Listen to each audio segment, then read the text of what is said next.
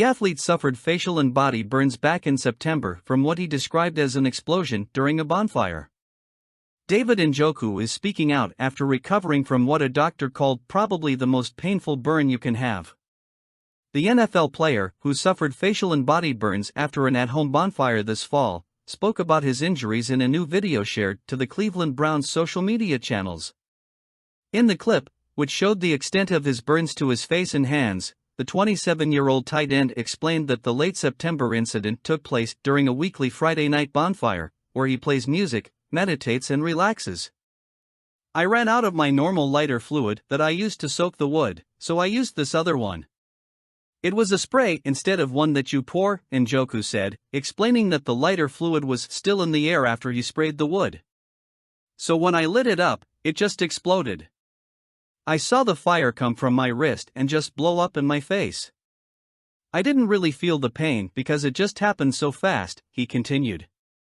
Later in the video, Dr. Joseph Cowrie of University Hospitals said Njoku's diagnosis was a 17 to 18% total body surface area burn of second-degree partial thickness, which she described as probably the most painful burn you can have. Despite his injuries, Njoku told the doctor that he wasn't planning on missing the Browns game against the Baltimore Ravens on October 1, where he notably wore a mask pregame and additional facial coverings under his helmet while on the field. "Even putting that mask on and taking it off, bits and pieces of my skin and my face would be off," he said. "I wrapped up my whole face, I put a ski mask over that and I put a helmet on. Every single play, whether I got the ball or not, my helmet hitting my face, I felt it every single time. When I wasn't even doing anything, just the sweat dipping, it was intense," he added. Njoku also recalled taking his helmet off after the game, when he noticed his face was torn up. He later shared an image of himself, detailing the extent of his facial injuries, on Instagram.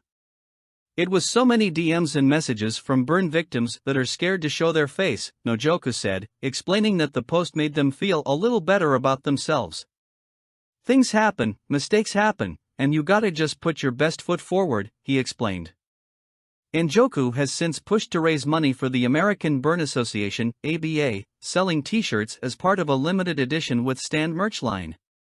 "I think that's one of the messages David wanted to get out was, you can't do this alone," Cowrie said in the Browns' new clip.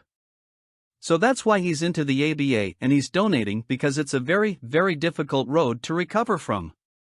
Njoku has also chosen to promote the ABA as part of the NFL's My Cause My Cleats initiative.